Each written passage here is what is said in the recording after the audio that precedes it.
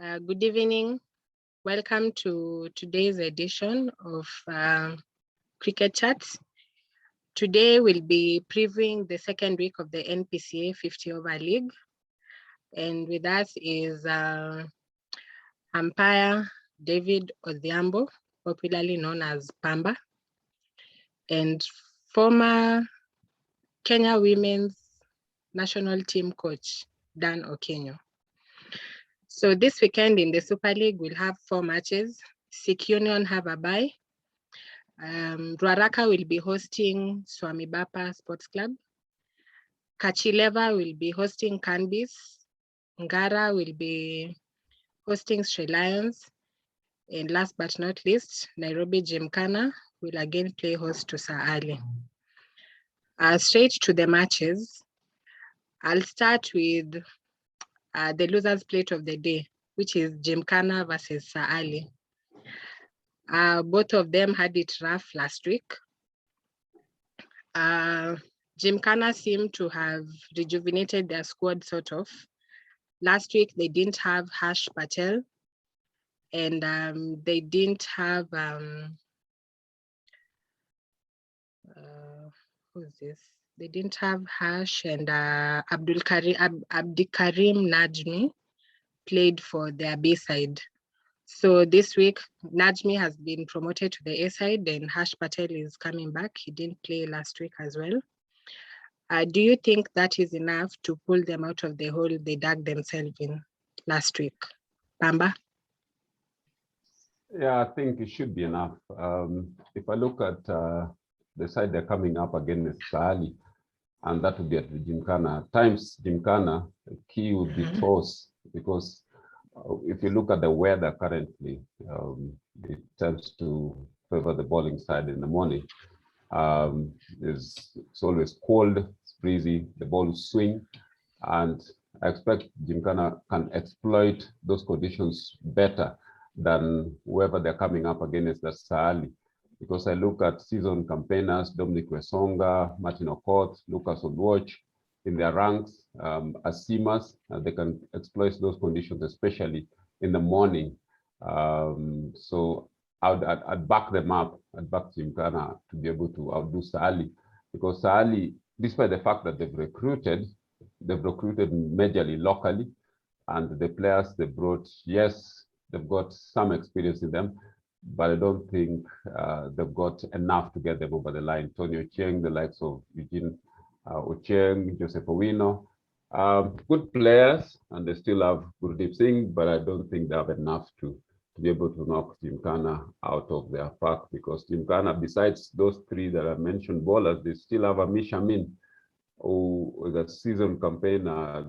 He bowls quite a good line. He's very, very consistent. It's difficult to put him away. And he showed that not just in this game, even in the T20 leagues earlier this year, where he played against Canbis. He really bowled well in the first spell. So he could also be a big threat. Okay. You've mentioned that Sir Ali have recruited, but locally, it doesn't seem to be working for them. The players that they've recruited, Eugene didn't seem to fire last season, not even the other season, Tony either. Dan, do you think that Sir Ali have got it in them to pull something out of the bag this weekend? Thank you. I think one, the 2 matches, the 2 teams meeting this weekend, I think it has come at the right time. They want to, again, it was a good thing they lost the match, and they're meeting where each team is wounded. And looking at how Sir Ali performed last season, I know what is expected from them. Gymkhana have not been a team like, to me, as far as I'm concerned, Gymkhana is never a serious contender. I think they just get there to fill numbers, because they feel they've got a few of good national team players. Let's go and play. But if they step on that field, they've got what it takes to win. But they do not translate that into when it comes to the pitch. So if you look at the 2 teams, I think Sir Ali will be serious because considering how they performed last season, everybody feels that they lost when they really needed to win the final of T20, and now they performed in the 50th week of NICL. So it's going to depend with the players that they've got, how they're going to step up on that day. Looking at the team, how they played the other day, Kuldeep was the only player who stood out, having scored around 16. And then there's only the other person, there's only one person who scored the double figures. Yeah. But the rest, I think they didn't show up. And we know the faces behind Sir Ali. We know the officials that are behind Sir Ali. They're officials that want to win. And I think up to now, I'm sure by now, they have been told that, come on guys, we started poorly, it happens, but we can't afford to lose against Gymkhana. And one thing that I've done is that they've managed to sneak into players from Pakistan in the country. One of the players was the opening bowler, the thin opening bowler. I think Pamba, you remember him, the one who played in the T20 tournament. Final. So they managed to sneak him into the country. So what does that tell you? It tells you that actually they are serious to bounce back. So comparing, unless Gymkhana steps up and they know that guys, we want this thing, we want to be on top, it's going to be an easy day for Sir Ali. And even if they win, it will be a walk in the park for the Gymkhana, last week they had about 3 or 4 youngsters in their batting top order. They made Kavi Dosaja their captain. Kavi played in the Under-19 World Cup a few years ago. Do you think Gymkhana are playing for the title, or they actually just want to develop their youngsters and they should move down the order? At least I got word that Lucas may bat top 5 this weekend. But do you think they need another platform to develop their players, or they still deserve a spot in the Super League? Dan. Maybe if I can answer that. If I answer that, I remember when we spoke about the performance of last week with Peter mentioned something about Gymkhana are getting into the pitch with 2 minds. One mind they want to compete, and the other mind they want to satisfy other channels. Whereby now they have to realize that surely they are getting here to compete with the likes of Candies. As much as Candies are promoting youngsters each and every season, Candies they are serious contenders. You'll never see Candies putting experience aside to give a youngster an opportunity. I'm not saying that Kavi should not be given this opportunity, but surely a league like Super League, as far as I'm concerned, they've got somebody like Lucas in that team. They've got somebody like Karan in that team. Theory in that team. Surely, if you are really serious and you want to show that I want to compete with the likes of Australia that have boosted their team, I want to compete with countries that have been winning each and every year, I want to compete with a team that are serious contenders like Sir Ali. Surely, do you give somebody like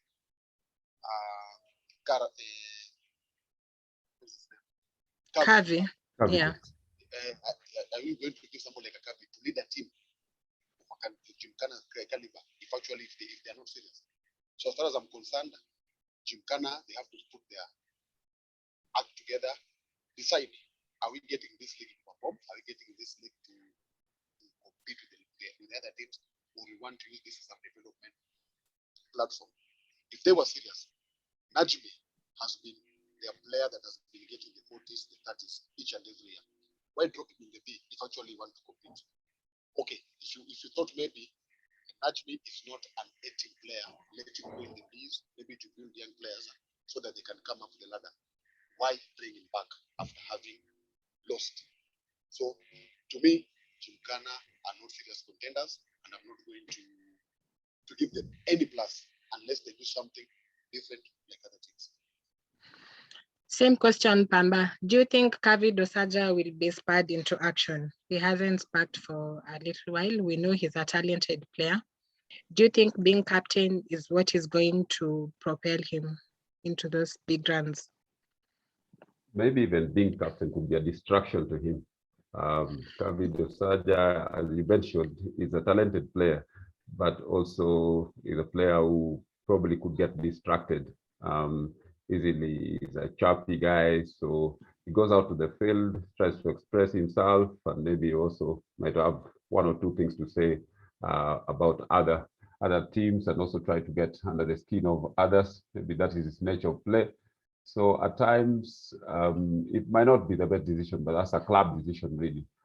So if they felt that he was the best guy to lead them, they of course chose him. But maybe other members could have been, maybe somebody didn't volunteer or step forward. Maybe people were asked and they didn't come forward. But yeah, if you look at the group of players they have, you probably think maybe you need a calmer head, somebody who's more calm than Kavi, not a hot-headed guy, and then eventually somebody who can lead the players. As far as he's concerned, yes, he's got an ability to play. He's got this sort of distractions that he probably has around him as an individual, even though these days he's appeared calmer in the last few weeks. Could probably change things for Gymkhana, I'm not so sure. Okay. Let's move on to the other match of the day. Ngara will be hosting Sri Lions. Sri Lions were the talk of the week last week because of Shem's century. Sri Lions, I mean, they were the talk of last week because of Shem's century. Ngara looked good against Gymkhana, maybe because of Raj Patel, who picked 6 wickets to floor Nairobi Gymkhana. Sri Lions are unchanged. They still have the Sri Lankan all-rounder, and they have the Sri Lankan all-rounder is called Charit Jayampathy. And they have the Zimbabwean wicketkeeper batsman, Gary Chirumuta. He looked good behind the sticks, even though he didn't fire with the bat. The Sri Lankan all-rounder has a very good profile, by the way, on Wikipedia. Are they much of a challenge for Ngara, do you think? Or Ngara were just lucky last week? Dan? Ngara were lucky against Gymkhana again. So let's see, actually they took advantage of Gymkhana side that turned up in that day. But again, having looked at watched the match that Australia was playing against Morocco, it's going to be a big test for them. Yeah, I think after scoring 60, they relaxed on the field. That's why you find that when the scores were around 60 to 6, again, there's a group of players, they are two batsmen who stood there for about 15 to 20 overs without losing any wicket. So without giving the wicket away. So this match is going to be a good one for both teams. As you said, both teams managed the risk opening wins. So for Sri Lions, as I said, it's going to be good test because these players, they want that team's back. There's Zimbabwean, managed to score 8 runs, Sri Lanka scored 4 runs. We know the kind of the team that Sri Lanka is. Come, perform. If you don't perform, next flight. So they're being watched keenly. So with that in the back of their mind, on Sunday will be the day for them to come out and prove that actually them having brought to the country wasn't just for the sake of it, but they were trying to deliver titles to Sri Lanka. And then something else, Jojo, he got the 4 wickets. Another day for him prove that actually you are a serious bowler and a bowler that we should be watching this season. Shame, okay, you can't score 100 every day, but again, get on that field, the way you bat, the way you approach you show your case, yourself. Do you look like a person who can score another century? So it's going to be a match for them to prove that actually what happened in Morocco wasn't a fluke. For what happened in Peponi wasn't a fluke. For Ngara, again, they had this youngster who picked 6 wickets. A big match for him. Can you do it? It's not necessarily going to pick 6 wickets, but the way you are bowling, are you a bowler that we're going to talk about you after 2-3 weeks? are you going a bowler that are going come half season? We are going. Everybody's going to be talking about you. We remember we know of players that have been coming from Candice, the like of Pushback. Pushback was there throughout, picking 3 wickets, 4 wickets, 3 wickets, 4 wickets. So this bowler that won the match for them with his bowling against Gymkhana still likely going with the same. So to me, it's a match that will go either way.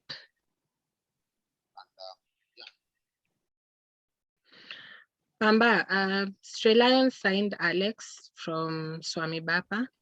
They still have the services of Hiren, but they've traveled to the coast again this week to play the franchise that's going on down there.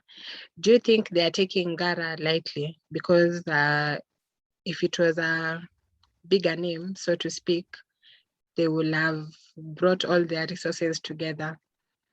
Do you think they think that Ngara is a walkover and it's not yet time to bring all their big guns together? I don't think so. They might have sent those two away to play in the NICL Cup in Mombasa, but if you still look at the balance of the teams from whatever they have left here, they're still title contenders, serious ones as that, and also the fact that we have quite a few number of good players in that team. They should be able to get over Ngara, even with the squad they have, not necessarily due to the fact that they've underrated them. They have not. And Ngara is a dangerous side, especially on their own backyard. I've been at matches at that ground, and I know they've scored 170 and defended them in a 50-over game. You've got the likes of Braj Patel, who boss left arm. You've got Mehul Patel and Tanzil Sheikh. Those are seasoned bowlers. Braj Patel did go to the under-19 qualifiers in 2018. He's a boy who's got a good head on his shoulders, and he does bowl consistently over time. So it's just that this is the first time he's shown at Gymkhana. Also, that Gymkhana wicket sometimes in the afternoons, we know what spin can do to you. So he got a platform. You can't say someone who speaks 6 wickets as probably call him lucky. Not really. He did his best. Gymkhana maybe fell into his traps, but I think it's good value for money, Braj Patel, and so he should help a lot in terms of going forward. But I just look at Ngara being a dangerous side. If Stray Lions were to go to Ngara, I'd hope that they do bat fast and get a big total. But if they allow Ngara to get something like 200, it could be tricky in the afternoon, chasing with the spinners the Ngara side up. Okay. Moving on to Kachileva versus Candice. The big news is the unveiling of ex-Kenya international Lamek Onyango. Lamek has decided to move from Swami Bapa to Kachileva, where he has been a coach. And he says that he wants to nurture the youngsters there. And the only way he can do that is by playing with them and taking what they play in the field back to the coaching nets. Is it a little bit too late for Lamek to do that? And do you think it's the right decision done? And is it the right time? In football, people have said that Lamek is going to retirement. It's finding a place like Asia. Normally, top 10 players, they go to Asia. So I don't know if it's Kachileva is Asia to Lamek, but it's a good move. Lamek's experience, having coached the team, Lamek has been in that team for over 4-5 years. And it's just unfortunate that here we've got a coach. We coach me during the week, but when it comes to matches where you're supposed to see me putting in action whatever you taught me, you are not there. And then here is again, coach is training you, and then all of a sudden he's coaching you from Monday to Saturday, but the following day coach is playing against you. So it was something awkward, but it happened for over 5 years. But now I think he decided, let me just move and go get closer to the players. So it's a very, very, very good move. and he'll be able to see what his players are doing right, what they need to improve on, and also with his experience, he's somebody that can win a match for his team. So Canbis might get it that much. Normally, Canbis matches with Kachileva have always been some close matches. So with the inclusion of Lamek, with his experience stepping in that field, he's going to help them as far as bowling is concerned. And then another advantage will be like, now here I've got a player who's bowling on the other end. How am I going to advise him? How to get my opponent out? How to bowl this way? So his move to Kachileva is not only good for him as a coach, but good for the club. I think rather than maybe the other teams have gotten players to come into their teams, Kachileva is not a team that goes for big names. I don't remember, maybe Pamba can correct me, but I don't remember Kachileva going for any big name. I don't remember even if you have a national team player that has ever done for Kachileva. So that is a move that might change Kachileva's future as far as cricket is concerned. Because soon, if all goes well, we might see a player from Kachileva representing the national team. Pamba, do you think Lamek's move is enough to intimidate Canbis on Sunday? No, I don't share that view.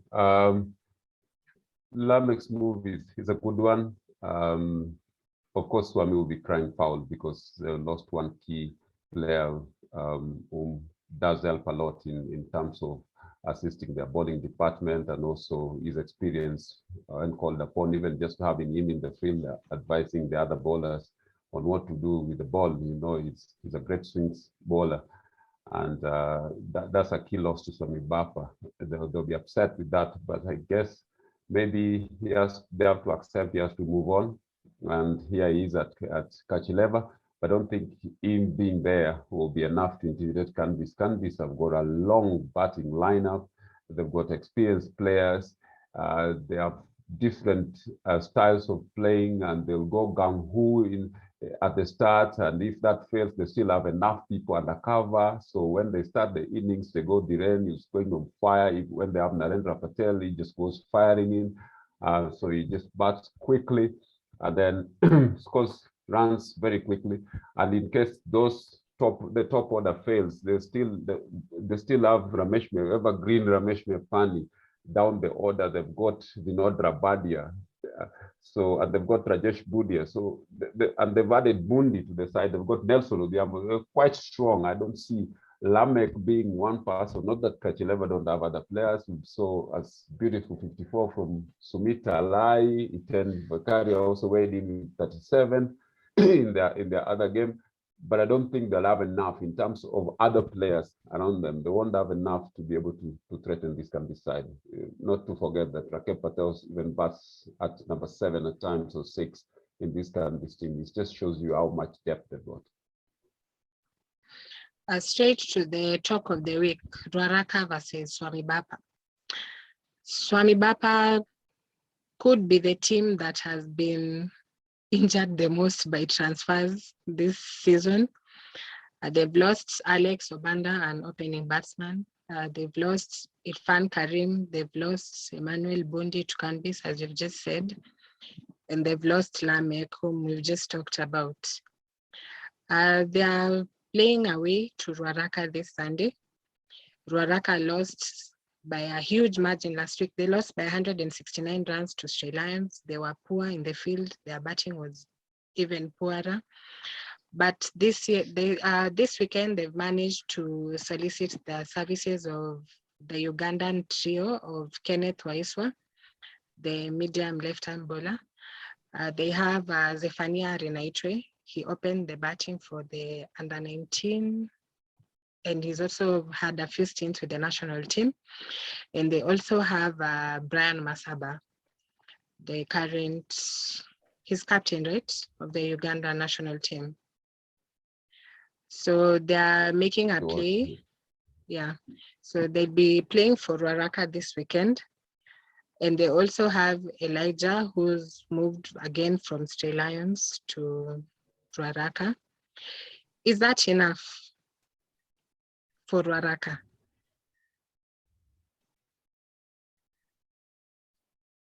Dan? I don't think. Sorry. Pamba, okay. I don't think that will be. Okay, Pamba. I don't think that will be enough in terms of their recruitment. When you look at whoever they've got besides the three that have been mentioned, Brian Masaba, Zephaniah Rinaito, and Kenneth Waiswa, and Elijah Otieno, the others you've got are Rashid Vekaria, former under-19 player, Chandresh Hirani, who's also one of the senior players in the team. They haven't got enough depth in my view to be able to beat Swami Bapa. And also, if you look at it, the strength of the players they've called in, I'll be pleased with Zephaniah Rinaitwe.